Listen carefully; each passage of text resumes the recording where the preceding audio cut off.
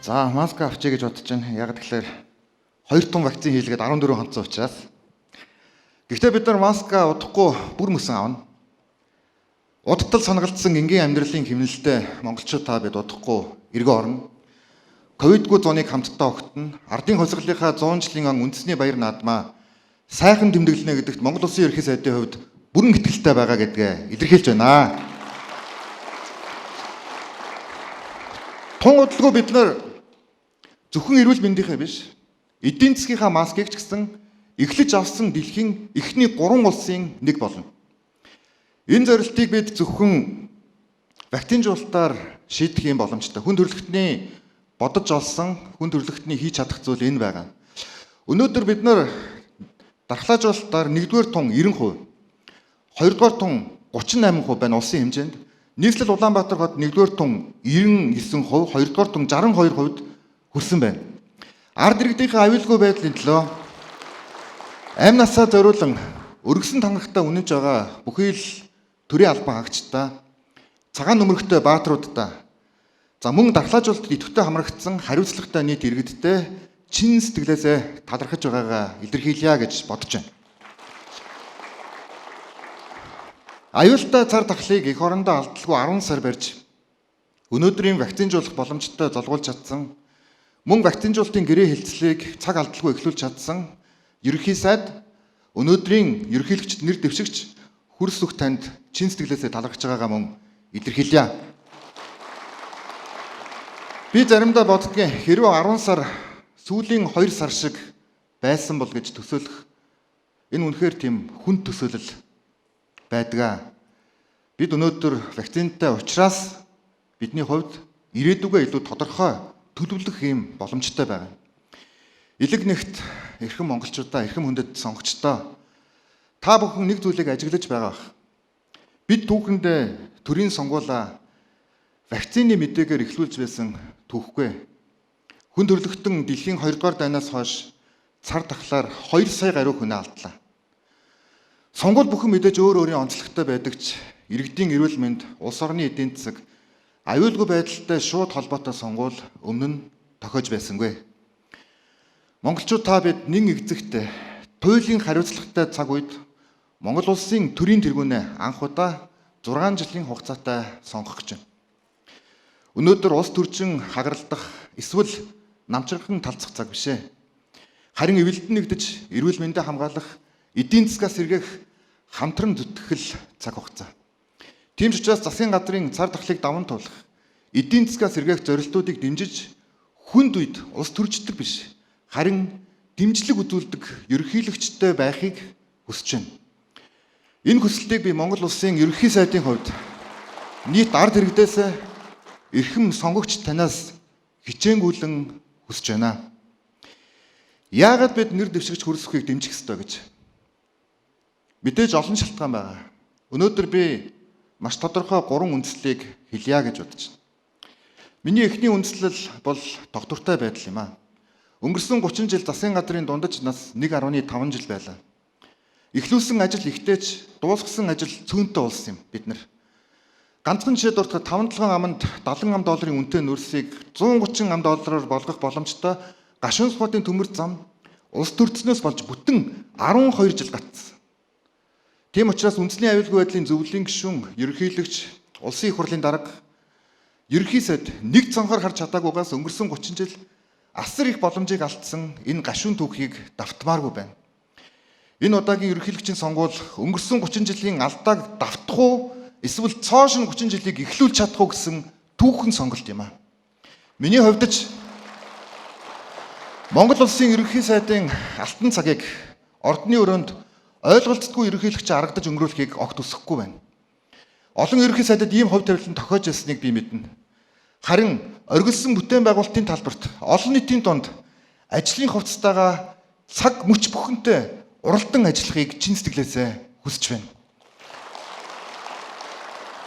Алдаж үл болох 10 жил эхэлж байна монголчуудаа.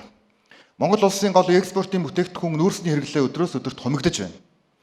Нэг яралтай эдийн засгийн босод салбараа гаргаж ирэх шаардлага байна. Цар тахлын дараах эдийн засгийн төлөвлөгөөг одооноос гаргаж уул уурхайн супер циклийг ашиглах ёстой.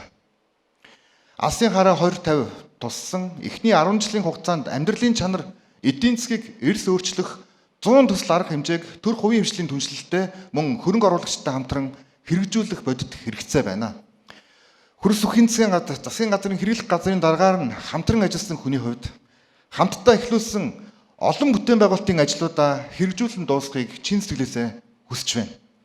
Үндэсний аюулгүй байдлын зөвлөлийн гишүүд хөгжлийн бодлогыг нэг цонхоор харж нэгдэн хамтарч ажиллах боломжийг Монголын ард түмэн олгоно гэдэгт бат итгэлтэй байна.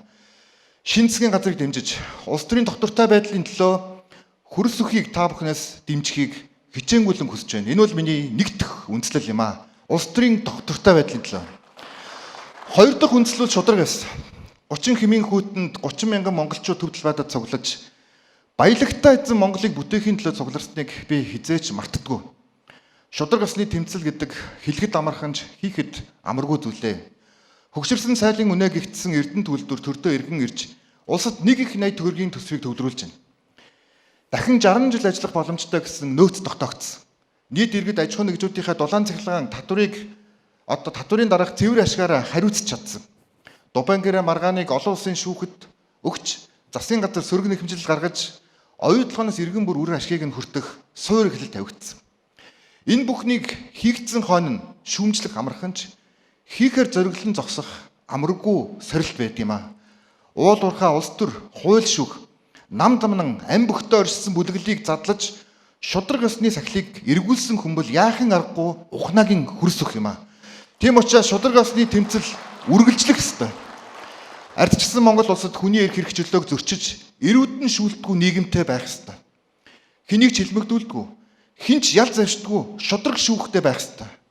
Хувь хүмүүс хууль засагладаг засаг төртөө байх ёстой. Монгол иргэн бүр баялагтай эзэн байх ёстой. Шударга ёсны түнцэл цааш тасралтгүй үргэлжлэх ёстой. Тийм учраас Монгол ардын намаас нэр дэвшигч ухнаагийн хөрс өхийг сонгохыг хүндэт сонгож танаас хичээнгүйлэн хүсэж байгаа нь миний хоёр дахь үндслэл юм аа. Айлар бол бид өрхийн тэргүүнээ сонгох гэж байна. Монгол гэдэг айлыг дэлхийд төлөөлөх хувь хүн бол Монгол улсын ерөнхийлөгч. Гурав дахь миний үндслэл бол би хувь хүнтэй холбоотой цөөн хэдхэн зүйлийг ярих гэж бодсон. 2001 онд би хөрс өх гэдэг хүнтэй танилцчихсан. Өнөөдрийг хүртэл тэр хүний үг, үйлдэл хизээч зурж байгааг би баяртай байдаг. Би 1980 онд төрсөн. Арчсан хувьсгалын эхэн үе бидний хүүхэд нас байсан. Бидний үеийнхэн арчлын үн цэнийг ясмахаараа мэдэрч өссөн хүмүүсээ гэж боддог. Ардчлагч юу эсвэл үгүй юу гэдэг үгээр биш. Тухайн хүний үйлдэлээр хэмжигддэг юм. Ардчлал гэдэг бол зөвхөн нэршил биш, харин үнэт зүйл юм. Ардчлал гэдэг төрийн тэргүүнүүдтэй бид нар байж 12 жилийн нүрийг өнгөрүүллээ. Ард түмний сонголтыг шүүхийн шийдвэрээр зассан. Бүрэн эрхтэй парламентын гишүүнийг сонгуулийн сурчлагын дундуур хорьсон. Өөрсөндөө зориулж өршөөлийн хууль баталсан. Байгалийн баялагийг төрийн мөнгөөр авч хувьдаа завшилсан. Зэрэг энэ олон зүйл ардчилсан үнэт зүйлтэй нийцж байсан гэж юу? Ардчил гэдэг бол авилгал авах эрхчлөө биш юм. Ардчил гэдэг бол харин хуулийн засаглалын дор хамтдаа амьдрах нийгэм юм аа.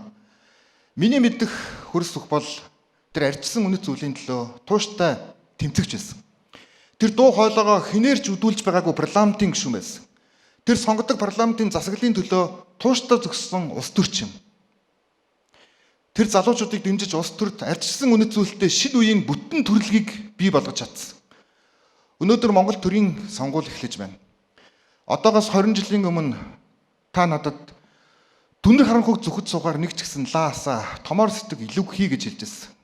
20 жилийн дараа энэ эндэр дээрээс би танд ард түмнээ чин сэтгэлээсээ хайрлсан жинхэнэ утгаараа арчсан ерөнхийлөгч байгаараа гэж хэлхийг хүсэж байна.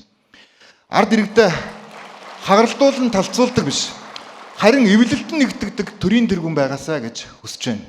Өвгдийн захаасыг биелүүлсэн, өв соёлоо дээдлсэн, дэлхийд Монголоо төлөөлсөн төрийн тэргүүн болоорой гэж чин сэтгэлээсээ хүсэж байна. Та чадна. Танд амжилт хүсье. Иргэчлөө тарчсан улсын эрхэм сонгогч таны сонголт мэрэгэн байх болтугай. Эх орон минь Наазын хөлөг улс болон хөгжих болтугай. Баярлалаа.